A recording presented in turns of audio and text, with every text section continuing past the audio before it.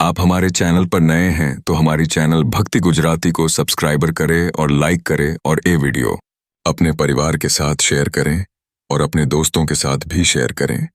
आज हम जानेंगे महादेव का ज्ञान। यह विषय अनंत है।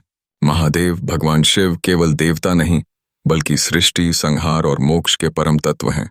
जब इस सृष्टि का नामो निशान भी नहीं था, जब न आकाश था, न जल, न अग्नि, जब न दिन था न रात, तब भी एक सत्ता थी, निराकार, निश्चल, निर्विकार। वही थे महादेव।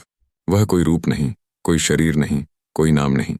वह शुद्ध अस्तित्व थे, जहां न शब्द पहुंच सके, न विचार, न कल्पना। वहां से शिव का आरंभ हुआ। इसलिए शिव का अर्थ ही है जो है भी नहीं और जो नहीं है वही है। कहते हैं कि जब ब्रह्मांड का विस्तार होना था तब कुछ नहीं था, केवल महाशून्य। परंतु उस शून्य के भीतर भी एक अदृश्य चेतना थी, वही शिव। शिव ने इच्छा नहीं की, परंतु सृष्टि स्वयं उनके संकल्प से उत्पन्न हुई। वह बोले नहीं, परंतु उनकी मौन ध्वनि से ओंकार प्रकट हुआ। वह उठे नहीं, परंतु उनकी कंपन से समय चल पड़ा, और वहीं से काल, दिशा, अग्नि, वायु, जल, पृथ्वी सबका जन्म हुआ। इसलिए कहा गया, नाद बिंदुक्लातीतम तस्य रूपम शिवम स्मृतम। केन जो नाद और बिंदु से परे है वही शिव है। अब सुनो मेरे प्यारे श्रोताओ, महादेव का ज्ञान कोई ग्रंथों से नहीं मिलता, वह मौन से मिलता है। क्योंकि शिव वही हैं जो मौन में भी बोलते हैं। जब मन शांत होता है, जब विचार रुकते हैं, तब भीतर से आवाज आती है, मैं ही तू हूं। यही शिव का प्रथम ज्ञान है कि सृष्टि और सृष्टिकर्ता अलग नहीं। जैसे लहर और सागर एक ही हैं, वैसे जीव और शिव भी एक ही हैं। लेकिन अज्ञान का पर्दा हमें बांट देता है। जब वह पर्दा हटता है तभी साधक कह उठता है, शिवोहम, मैं ही शिव हूं। तांडव का रहस्य महादेव क्यों तांडव करते हैं? क्या यह क्रोध है? क्या यह विनाश है? नहीं बेटा, नहीं। तांडव विनाश नहीं, परिवर्तन का नृत्य है। जब पुराना संसार समाप्त होता है तभी नया जन्म लेता है। शिव अपने तांडव से हमें यही सिखाते हैं कि विनाश भी रचना की तैयारी है। जब मनुष्य के भीतर पुरानी वासनाएं, पुराना अंधकार समाप्त होता है, तब भीतर नया प्रकाश जन्म लेता है, और वही तांडव भीतर भी घटता है। इसलिए शिव का नृत्य बाहर नहीं, हमारे भीतर चलता रहता है। गंगा, चंद्र और भस्म का रहस्य। शिव के जटाओं में बहती गंगा ज्ञान का प्रतीक है। गंगा ऊपर से नहीं आती, वह सहस्रार से बहती है। जब साधक का चित्त निर्मल होता है तब ज्ञान की गंगा बहती है।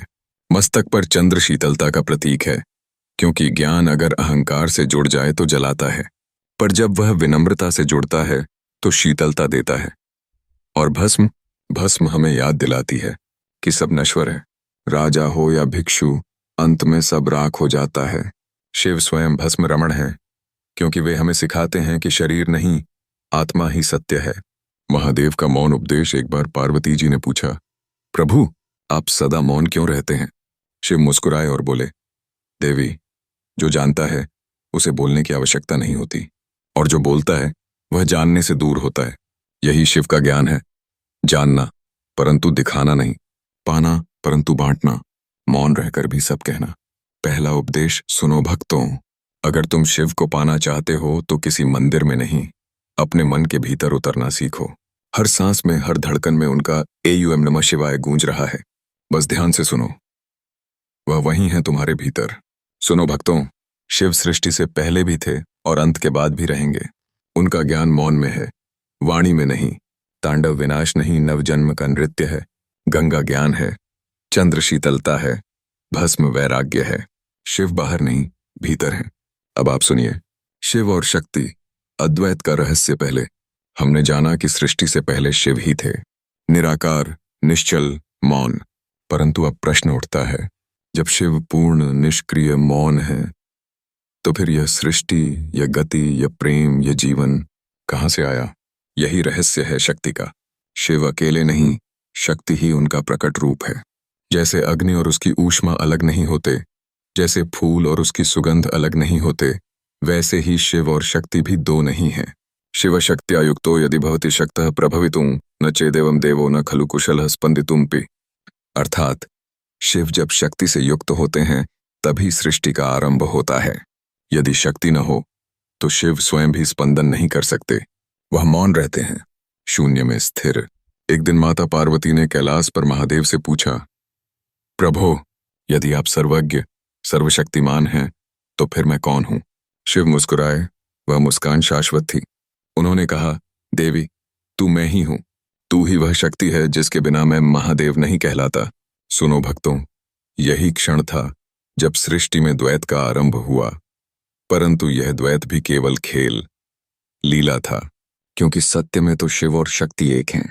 सृष्टि की उत्पत्ति जब शिव का मौन स्पंदित हुआ, जब वह स्थिरता हल्की सी कंपित हुई, तब शक्ति प्रकट हुई। वह शक्ति ही आदि माता है, आद्या शक्ति, जगदम्बा, पार्वती, दुर्गा, काली। उन्होंने शिव से कहा, प्रभो, आपके बिना मैं अधूरी हूं, परंतु आपके साथ मैं सृष्टि बनना चाहती हूं। शिव बोले, जाओ हे शक्ति, अपने सौंदर्य से सृष्टि रचो, अपने स्पंदन से जीवन दो, पर कभी मत भूलना मैं ही तेरा आधार हूं। और इस प्रकार सृष्टि की धारा आरंभ हुई। शिव से शक्ति, शक्ति से प्राण, प्राण से मन, मन से विचार और विचार से यह संपूर्ण संसार। अद्वैत का रहस्य, अब यहां सबसे गहरा ज्ञान छिपा है। मेरे भक्तों, शिव और शक्ति का मिलन केवल देवी देवता की कथा नहीं है, यह हमारे भीतर घटने वाली घटना है। जब हमारा चेतन, शिव और ऊर्जा, शक्ति आपस में मिलते हैं, तभी भीतर का योग पूरा होता है। इसी को कुंडलिनी जागरण कहते हैं। शिव हमारे सिर के सहस्रार में है और शक्ति मूलाधार में सोई है। जब साधना द्वारा वह शक्ति ऊपर उठती है तो वह अपने शिव से मिल जाती है।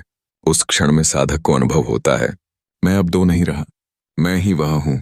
शिवोहम। ये शक्ति कहती हैं, मैं रचूंगी। शिव कहते हैं, मैं रहूंगा। शक्ति गति है, शिव गंतव्य है। शक्ति नृत्य है, शिव मौन है। शक्ति समय है, शिव अनंत है। शक्ति परिवर्तन है, शिव स्थिरता है। दोनों मिलकर ही जीवन का संतुलन बनाते हैं। अगर केवल शक्ति हो तो संसार अस्थिर हो जाए, अगर केवल शिव हो तो संसार निष्क्रिय हो जाए। पर जब दोनों एक साथ हैं, तभी यह सृष्टि चल रही है। एक बार जब शक्ति ने मानव रूप में जन्म लिया तो वह बनी पार्वती। उन्होंने महादेव को पाने के लिए कठोर तप किया।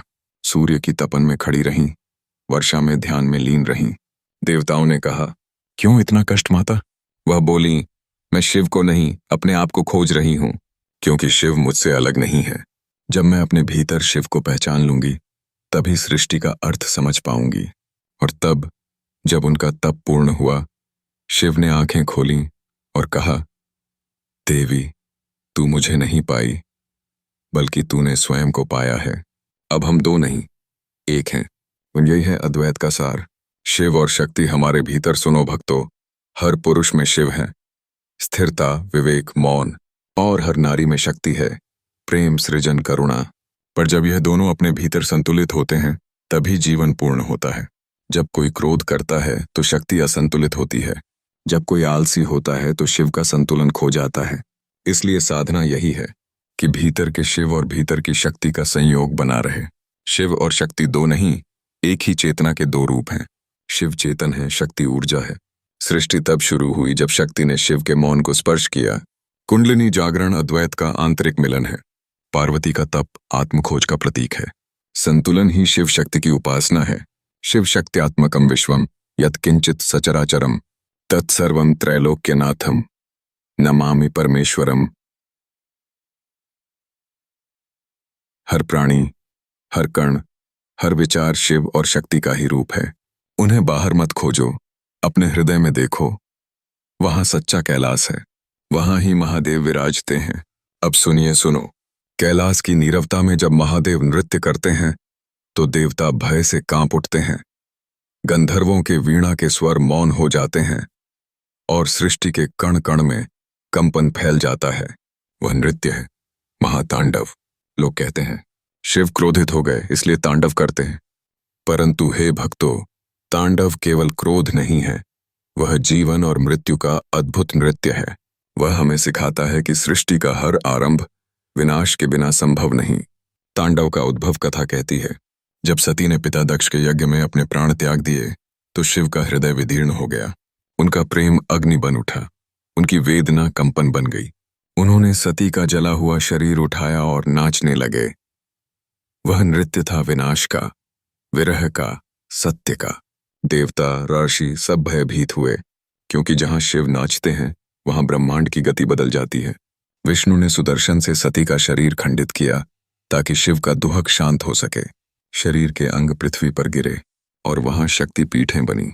लेकिन भक्तों, यह केवल कथा नहीं, यह प्रतीक है। जब हमारे भीतर प्रेम टूटता है, जब अहंकार जलता है, जब पुराना मैं मरता है, तब भी भीतर तांडव होता है। वह दर्द नहीं, परिवर्तन का नृत्य है। महादेव कहते हैं, मैं विनाश नहीं करता, मैं परिवर्तन करता हूं। जैसे किसान खेत जोतता है, पुराने पौधे काटता है ताकि नई फसल उग सके, वैसे ही शिव पुरानी सीमाएं तोड़ते हैं ताकि नई चेतना जन्म ले। जब वह डमरू बजाते हैं तो वह केवल संगीत नहीं, वह सृष्टि का सूत्र है।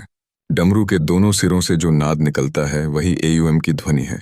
वह नाद ब्रह्मांड में फैलता है और जीवन का चक्र चलाता है। सुनो भक्तों, शिव का तांडव हमें यह सिखाता है कि मृत्यु अंत नहीं, आरंभ है। जब शरीर समाप्त होता है तो आत्मा मुक्त होकर नए रूप में प्रवेश करती है। शिव को महाकाल कहा गया है क्योंकि वे काल के भी स्वामी हैं। वे समय को नष्ट नहीं करते, वे समय से परे हैं।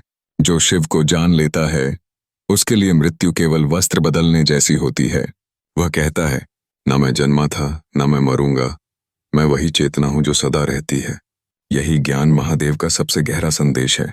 सुनो भक्तों, अब जरा नटराज के रूप को देखो। एक हाथ में डमरू है जो सृष्टि की ध्वनि है, दूसरे में अग्नि जो विनाश की ज्वाला है, तीसरा हाथ आशीर्वाद देता है, मत डरो मैं हूं, और चौथा हाथ नीचे इशारा करता है, अहंकार को कुचलो। दोनों वह एक पांव से अपस्मार, अज्ञान को दबा रहे हैं, और दूसरा पांव उठा हुआ है जो मुक्ति का प्रतीक है। यह संपूर्ण ब्रह्मांड का दर्शन है। सृजन, स्थिति, संहार, आवरण और अनुग्रह। तांडव का संदेश जीवन में लागू करें। हम सबके जीवन में भी तांडव होता है। कभी नौकरी छूटती है, कभी संबंध टूटते हैं, कभी स्वास्थ्य गिरता है और हमें लगता है सब खत्म हो गया। परंतु शिव कहते हैं, यह अंत नहीं, नया आरंभ है। तुम्हारा पुराना रूप टूट रहा है ताकि नया रूप जन्म ले सके। जिसे तुम विनाश समझते हो वह उत्थान की तैयारी है। इसलिए जब भी जीवन में संकट आए, घबराना मत, उसे शिव का तांडव समझो, क्योंकि हर तांडव के बाद प्रभात होता है और शांति लौट आती है। तांडव के 5 रहस्य। पंचकृत्य। शिव का तांडव 5 क्रियाओं का प्रतीक है। 1 सृष्टि, उत्पत्ति, नया आरंभ। 2 स्थिति, पालन, संतुलन बनाए रखना। 3 संहार, विनाश, पुराना हटाना। 4 तिरोभाव, माया, सत्य को छिपाना ताकि लीला चल सके। 5 अनुग्रह, कृपा, साधक को मुक्ति देना। ये 5 क्रियाएं हमारे भीतर हर क्षण घटती रहती हैं। हर सांस में हम सृजन करते हैं, हर विचार में विनाश होता है और हर अनुभव में कृपा बरसती है। सच्चा तांडव, भीतर का जागरण। एक बार नारद मुनि ने पूछा, भगवान आपका तांडव कब थमता है? शिव मुस्कुराए, जब मनुष्य भीतर के अंधकार को नाचते हुए स्वीकार करता है तब मेरा तांडव पूर्ण होता है। और इसका अर्थ है, जब हम दोहक, हानि, मृत्यु, संघर्ष इन सब को जीवन का भाग मान लेते हैं तब हम शिव के संग नाचने लगते हैं। वही क्षण होता है आत्मा का जागरण। सती की कथा भीतर के विरह और जागरण की प्रतीक है। मृत्यु अंत नहीं, चेतना का नया रूप है। नटराज का रूप ब्रह्मांड की 5 क्रियाओं का प्रतीक है। जीवन के संकट शिव का तांडव हैं जो नया आरंभ लाते हैं। तांडव तब पूर्ण होता है जब हम अंधकार को स्वीकार करते हैं। सुनो भक्तों, आऊम त्र्यंबकम यजामहे सुगंधिम पुष्टिवर्धनम उर्वारुकमेव बंधनान मृत्युर्मुक्षीय मामृतात्। जैसे पकता हुआ फल डाली से सहज ही अलग हो जाता है, वैसे ही हम भी मोह और भय से मुक्त होकर आपकी शरण में अमर हो जाएं। अब आप सुनिए कैलाश का मौन, ध्यान और समाधि का रहस्य। तीनों लोकों में एक स्थान ऐसा है जहां समय रुक जाता है, जहां विचार शून्य हो जाते हैं, जहां केवल मौन बोलता है। वह है कैलाश पर्वत। कैलाश कोई साधारण पर्वत नहीं, वह महादेव की समाधि का प्रतीक है। वहां बर्फ नहीं बल्कि शांति का हिम है। वहां हवा नहीं बल्कि प्राणों की गूंज है। वहां महादेव बैठे हैं, आंखें बंद पर सब देख रहे हैं, मौन है पर सब कह रहे हैं। कैलाश का अर्थ भीतर का शिखर। सुनो भक्तों, कैलाश केवल हिमालय में नहीं है, कैलाश हमारे भीतर भी है। जब मन के विचार शांत हो जाते हैं, जब इच्छाएं रुक जाती हैं, जब क्रोध, मोह, भय सब समाप्त हो जाते हैं, तब जो शिखर भीतर उठता है वही आंतरिक कैलाश है। वही महादेव विराजते हैं। कैलाश पर महादेव ध्यानस्थ हैं और ध्यान का अर्थ है स्वयं में स्थित होना। ध्यान का रहस्य पार्वती जी ने एक दिन पूछा, प्रभु आप किसका ध्यान करते हैं? आप तो स्वयं ईश्वर हैं। शिव मुस्कुराए और बोले, देवी मैं किसी का ध्यान नहीं करता, मैं स्वयं ध्यान का स्वरूप हूं। जब कोई साधक सच्चे मन से ध्यान करता है तो वह मेरे ही रूप को अनुभव करता है। ध्यान का अर्थ है मन को रोकना नहीं, मन को देखना। जब हम आंखें बंद करते हैं तो पहले बाहर का संसार दिखाई देता है, फिर भीतर के विचार उठते हैं। साधक अगर धैर्य रखे तो धीरे धीरे विचार शांत होते हैं और तब भीतर से आवाज आती है, तू मैं हूं, मैं तू हूं। तो वहीं से समाधि का प्रारंभ होता है। समाधि का अर्थ है पूर्ण एकत्व, जहां साधक और साध्य का भेद मिट जाए, जहां ध्यान करने वाला, ध्यान और ध्यान का विषय तीनों एक हो जाएं। वह क्षण आता है जब भीतर केवल मौन बचता है, न ध्वनि, न शब्द, न सोच, केवल अस्तित्व। वहीं शिव है, न बोलने वाले, न सुनने वाले, केवल साक्षी। समाधि में न समय है, न दिशा, न इच्छा, वहां केवल अनंत शांति है। यही कारण है कि शिव को योगेश्वर कहा गया है, क्योंकि वे परम योग में स्थित हैं। ध्यान की सीढ़ियां। अब प्रश्न उठता है, हम ध्यान कैसे करें? शिव स्वयं उत्तर देते हैं, ध्यान किसी आसन से नहीं, समर्पण से प्रारंभ होता है। ले मैं पहली सीढ़ी, स्वीकृति। अपने मन की अशांति को स्वीकारो, लड़ो मत, बस देखो। दो दूसरी सीढ़ी, श्वास। अपनी सांस को सुनो, हर श्वास के साथ शिव का नाम लो, एयूएम नमः शिवाय। तीसरी सीढ़ी, मौन। बोलना कम करो, सुनना अधिक। मौन ही ध्यान की जड़ है। चौथी सीढ़ी, उपस्थित रहो। जो भी करो पूरी चेतना से करो, वह चलना हो, खाना हो, काम करना हो, हर क्रिया में शिव का स्मरण रखो। पांचवीं सीढ़ी, विसर्जन। जब मन स्थिर हो जाए तो अपने अस्तित्व को शिव में विलीन कर दो। वहीं समाधि का प्रवेश द्वार है। सुनो भक्तों, कैलाश का मौन क्या सिखाता है? कैलाश हमें सिखाता है शांति सबसे बड़ा बल है। दुनिया में जो सबसे स्थिर है वही सबसे शक्तिशाली है। शिव पर्वत की तरह स्थिर हैं, परंतु उस स्थिरता में पूरा ब्रह्मांड घूम रहा है। वह कहते हैं, संसार को जीतने की चेष्टा मत करो, अपने मन को जीत लो, क्योंकि जिसने मन को जीत लिया वह पूरे ब्रह्मांड का स्वामी बन गया। समाधि की कथा। भस्मासुर का प्रसंग। एक बार भस्मासुर नामक असुर ने शिव से वरदान मांगा, जिसके सिर पर हाथ रखूं वह भस्म हो जाए। ये में शिव ने वरदान दे दिया, पर जब भस्मासुर ने स्वयं शिव को ही आजमाने की सोची तो विष्णु ने मोहिनी रूप लेकर उसे भ्रमित किया और भस्मासुर स्वयं भस्म हो गया। भक्तों, यह कथा केवल दैत्य की नहीं है, यह हमारे मन की है। भस्मासुर वह अहंकार है जो ध्यान के बीच उठता है। जब हम साधना करते हैं तो भीतर से आवाज आती है, मैं ही बड़ा हूं, और यही अहंकार साधक को भस्म कर देता है। शिव का ध्यान तब सच्चा होता है जब साधक विनम्र हो जाए, जब वह कहे, हे प्रभु मैं कुछ नहीं जानता, आप ही ज्ञान हैं, आप ही जाता। कैलाश की नीरवता। आत्मज्ञान का द्वार। कैलाश पर कोई शोर नहीं, कोई व्यापार नहीं, कोई संघर्ष नहीं, वहां केवल मौन है, और उस मौन में सब प्रश्नों के उत्तर हैं। जो साधक अपने भीतर कैलाश खोज लेता है वह मृत्यु से भी परे चला जाता है। उसके लिए जीवन एक लीला बन जाता है। वह हंसते हुए रोता है, रोते हुए मुस्कुराता है, क्योंकि वह जानता है सब शिव का नृत्य है। कैलाश बाहरी नहीं, आंतरिक पर्वत है। ध्यान का अर्थ है मन को देखना, न कि रोकना। समाधि में साधक और परमात्मा एक हो जाते हैं। ध्यान की 5 सीढ़ियां, स्वीकृति, श्वास, मौन, उपस्थितता, विसर्जन। मौन ही शिव का स्वरूप है। अहंकार, भस्मासुर ही ध्यान का सबसे बड़ा शत्रु है। जब भीतर कैलाश जागता है तब जीवन मोक्ष बन जाता है। शांतम शिवम अद्वैतम सत्यम। जो शांति में है वही शिव है, जो शिव में है वही सत्य है। हमें भी वह मौन दो जहां मन रुक जाए, जहां केवल आप रहो और बाकी सब भस्म हो जाए। अब सुनिए, शिव और भक्ति प्रेम का परब्रह्म स्वरूप महादेव योग के देव हैं, ज्ञान के देव हैं, परंतु सबसे पहले वे प्रेम के देव हैं। उनकी भक्ति कठोर तपस्या से नहीं बल्कि सच्चे प्रेम से प्राप्त होती है। जो शिव को केवल भय से पूजता है वह उन्हें आधा जानता है, पर जो प्रेम से पुकारता है वह स्वयं शिव के हृदय में बस जाता है। भक्ति का अर्थ प्रेम की समर्पण भावना। एक बार पार्वती जी ने पूछा, प्रभु भक्त आपको कैसे पा सकता है? क्या कठिन साधना करनी होगी या कोई गूढ़ मंत्र जपना होगा? शिव मुस्कुराए, देवी जो मुझसे प्रेम करता है वह मुझे पहले ही पा चुका होता है। और भक्ति का अर्थ है न मांगना, केवल मानना, न गणना करना, केवल समर्पित होना। भक्त जब AUM नमः शिवाय बोलता है तो वह शब्द नहीं बल्कि प्रेम का स्पंदन होता है। शिव कहते हैं, मैं मंत्र से नहीं भक्त के भाव से प्रकट होता हूँ। रावण की भक्ति अब सुनो भक्तों, रावण की कथा। रावण लंका का राजा, परम विद्वान ब्राह्मण था। वह शिव का महान भक्त था। उसने शिव को प्रसन्न करने के लिए अपने 10 सिर अर्पित कर दिए। लेकिन जब वही रावण अपने ज्ञान और शक्ति पर अभिमान करने लगा तो वही शिव का वरदान उसके पतन का कारण बना। इससे हमें शिक्षा मिलती है, भक्ति तब तक फलदायी है जब तक प्रेम नम्र है। जैसे ही अहंकार प्रवेश करता है, भक्ति सूख जाती है। शिव को भोलानाथ क्यों कहा जाता है? क्योंकि वे भाव से प्रसन्न होते हैं, दिखावे से नहीं। उनके दरबार में कोई भेद नहीं। देवता भी आते हैं, असुर भी आते हैं, भूत प्रेत भी, साधु भी।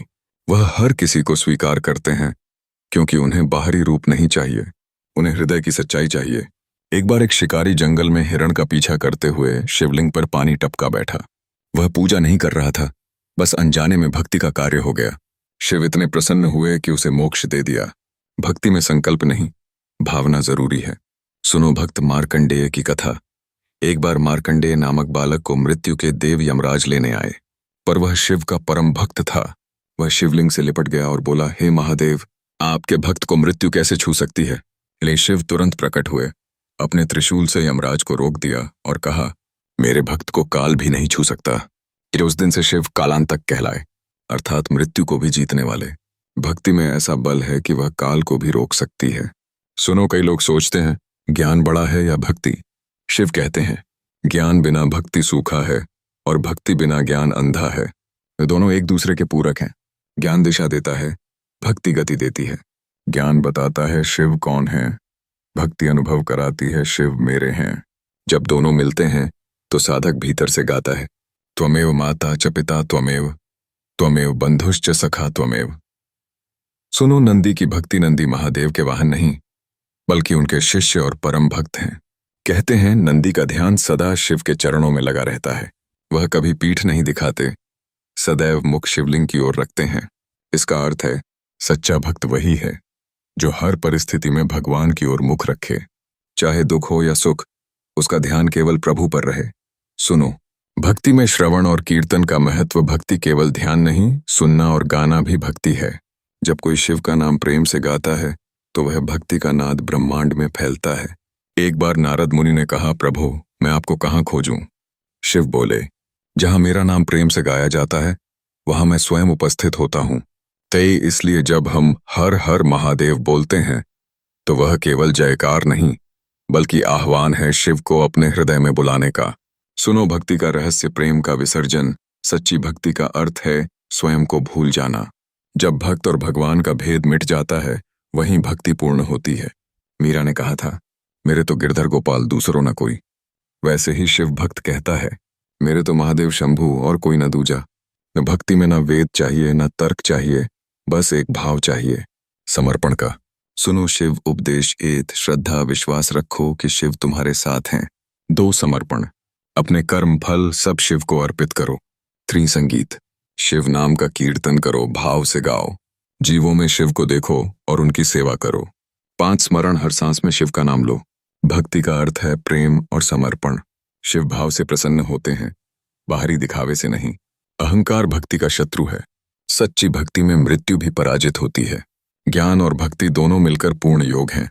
नंदी, मार्कंडेय, रावण की कथाएं भक्ति के विभिन्न रूप दर्शाती हैं। भक्ति का परम लक्ष्य भगवान में लय।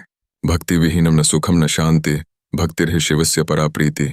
हमें वह भक्ति दो जो अहंकार को मिटा दे, जो केवल प्रेम बनकर आपके चरणों में समर्पित हो जाए। हमारे मन में केवल एक ही नाद रहे, हर हर महादेव, हर हर महादेव।